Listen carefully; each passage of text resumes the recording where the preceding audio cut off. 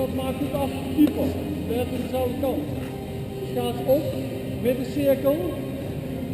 Dus daar is iemand getrokken en daar is iemand getrokken. De tweede man die daar staat, die geeft de paas.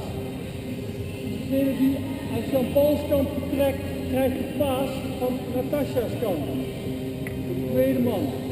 Die zult erop staan, de keeper de eerste komt, je gaat om de cirkel, krijgt een paas. Gaat door, maar achter Jean-Paul, sluit er achteraan. Anders wordt hetzelfde verhaal. En dan gewoon even wachten dat als degene bijvoorbeeld op de keeper geschoten heeft, dan gaan de volgende twee. Probeer er even een beetje steken, even je hand op met elkaar. Dat kan.